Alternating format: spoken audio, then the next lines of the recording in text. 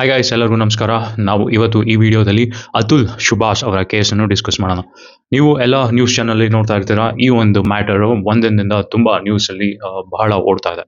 ಯಾಕೆಂದ್ರೆ ಈ case related ಆಗಿ ಒಬ್ಬ ಗಂಡಸಿಗೆ ಏನಾದ್ರು ಹರಾಸ್ಮೆಂಟ್ ಆದ್ರೆ ಅವಳ ವೈಫ್ ಕಡೆಯಿಂದನೋ ಇಲ್ಲ ಇನ್ನೊಬ್ಬ ಮಹಿಳೆ ಕಡೆಯಿಂದನೋ ಒಬ್ಬ ಗಂಡಸನ್ನ ಅವನಿಗೆ ಪ್ರೊಟೆಕ್ಷನ್ ನೀಡುವಂತಹ ಲಾ ನಮ್ಮ ದೇಶದಲ್ಲಿ ಇಲ್ಲ.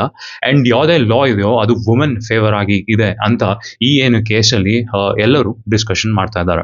ಈಗ ಅತುಲ್ ಸುಭಾಷ್ ಅವರ ಲೈಫ್ ಅನ್ನ ನಾವು ನೋಡಿದ್ರೆ, ಇವರು 34 ವರ್ಷದ ಒಬ್ಬ ಟೆಕ್ಕಿ ನಮ್ಮ ಬೆಂಗಳೂರಿನಲ್ಲಿ ಕೆಲಸ ಮಾಡ್ತಿರ್ತಾರೆ.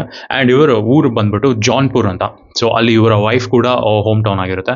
ಅಂಡ್ ಇಲ್ಲಿ ಕೇಸ್ ಏನಾಗಿದೆ ಅಂದ್ರೆ, ಅತುಲ್ ಸುಭಾಷ್ ಅವರು 2019 ನಿಖಿತಾ ಅನ್ನುವವರನ್ನ ವಿವಾಹವಾಗಿರ್ತಾರೆ. ಸೊ ಅದರಿಂದ 2019 ಆದ್ಮೇಲೆ ಇವರ ಮಧ್ಯೆ ಏನೋ ಗಲಾಟೆ ಎಲ್ಲ ಬರುತ್ತೆ.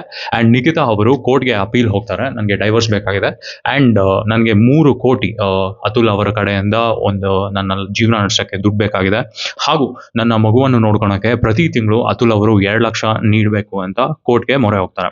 ಕೋರ್ಟು ಕೇಸು ಅವರ ಪಡನೆ ಕೊಡುತ್ತೆ. ಅಂಡ್ ಇವರು 2 ಲಕ್ಷ ಏನು ಅವರು ಕೇಳಿದ್ರು ಮಗುನ ಮೇಂಟೈನ್ ಮಾಡಕ್ಕೆ, ಆ ದುಡ್ಡನ್ನ ಇವರು ಪೇ ಮಾಡ್ತಾ ಇರ್ತಾರೆ. ಬಟ್ ಅದಾದ ನಂತರ 3 ಕೋಟಿಗೆ ಸೆಟಲ್ಮೆಂಟ್ಗೆ ಇನ್ನ ಕೋರ್ಟಲ್ಲಿ ಕೇಸ್ ನಡೀತಾ ಇರುತ್ತೆ. ಬಟ್ ಈ ಕೇಸ್ ನಡೀತಾ ಇರ್ಬೇಕಾದ್ರೆ 3-4 ವರ್ಷದಲ್ಲಿ ಅತುಲ್ ಅವರಿಗೆ 120 ಬಾರಿ ಕೋರ್ಟಿಗೆ ಹಾಜರಾಗಲು ಕೋರ್ಟ್ ಆದೇಶಿಸುತ್ತದೆ. ಬಟ್ ಈಗ ಒಬ್ಬ MNC ಅಲ್ಲಿ ಕಂಪನಿಯಲ್ಲಿ ಕೆಲಸ ಮಾಡ್ತಿದ್ದಾನೆ ಅಂದ್ರೆ ಅವನಿಗೆ ವರ್ಷಕ್ಕೆ ಮ್ಯಾಕ್ಸ್ ಟು ಮ್ಯಾಕ್ಸ್ ಒಂದು 30 ರಜಾ ಅಂತ ಕೊಡ್ತಾರೆ.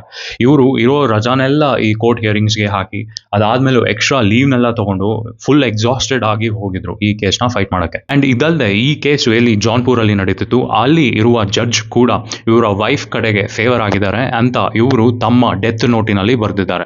ಇವರು ಸಾಯ್ಬೇಕಾದ್ರೆ 24 ಪೇಜ್ ಒಂದು ಡೆತ್ ನೋಟ್ ಹಾಗೆ 1 ಅವರ್ ಗಿಂತ ಜಾಸ್ತಿ ಆಗಿರೋ ಒಂದು ವಿಡಿಯೋವನ್ನು ರೆಕಾರ್ಡ್ ಮಾಡಿ ಇವರು ಸೂಸೈಡ್ ಮಾಡ್ಕೊಂತಾರೆ.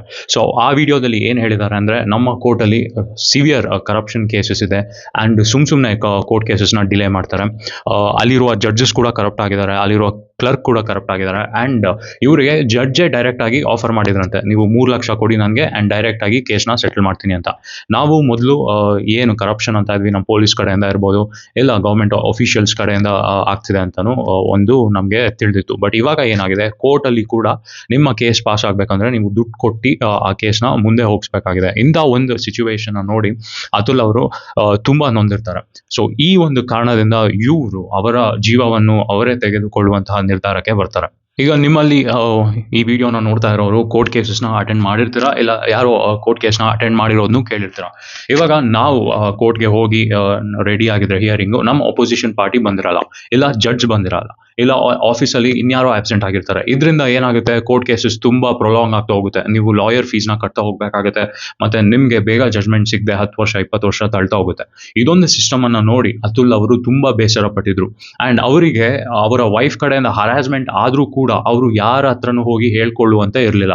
ಅತುಲ್ ಅವ್ರಿಗೆ ಜಡ್ಜ್ ಕಡೆಯಿಂದನೂ ಯಾವುದೇ ಸಪೋರ್ಟ್ ಇರಲಿಲ್ಲ. ಜಡ್ಜ್ ಕೂಡ ಇವ್ರನ್ನ ಹರಾಸ್ ಮಾಡಕ್ಕೆ ಸ್ಟಾರ್ಟ್ ಮಾಡಿದ್ರು ಅಂತ ಅವರು ಅವರ ವಿಡಿಯೋ ಮತ್ತೆ ಅವರ 24 ಪೇಜ್ ಡೆತ್ ನೋಟ್ ಅಲ್ಲಿ ತಿಳಿಸಿದ್ದಾರೆ. ನಮ್ಮ ಕೋರ್ಟ್ ಅಲ್ಲಿ ಜಡ್ಜ್ಮೆಂಟ್ ಸಾಫ್ ಆಗಿರ್ಬೇಕು ಅಂತ ನಂದೊಂದು ಅಭಿಪ್ರಾಯ. ಯಾವುದು ಕರಪ್ಷನ್ ಇರಬಾರ್ದು, ಯಾವುದು ಡಿಲೇಸ್ ಇರಬಾರ್ದು ಅಂತ ಒಂದು ಸಿಸ್ಟಮ್ನ ತರಬೇಕು. ನಿಮ್ಮ ಅಭಿಪ್ರಾಯ ಏನು? ನೀವು ಕೋರ್ಟ್ ಸಿಚುವೇಶನ್ ಇಲ್ಲ ಕೋರ್ಟ್ ರೂಮ್ ಅಲ್ಲಿ ಏನೇನು ಹರಾಸ್ಮೆಂಟೋ ಇಲ್ಲ ಏನೇನು ಒಂದು ದಿಕ್ಕತ್ತನ್ನ ನೀವು ಅನುಭವಿಸಿದಿರೋ ಅದನ್ನೆಲ್ಲ ದಯವಿಟ್ಟು ಕಮೆಂಟ್ ಸೆಕ್ಷನ್ ಅಲ್ಲಿ ತಿಳಿಸಿ. ಅಂಡ್ ಈ ವಿಡಿಯೋ ಇಷ್ಟ ಆದ್ರೆ ದಯವಿಟ್ಟು ಚಾನಲ್ಗೆ ಸಬ್ಸ್ಕ್ರೈಬ್ ಮಾಡಿ.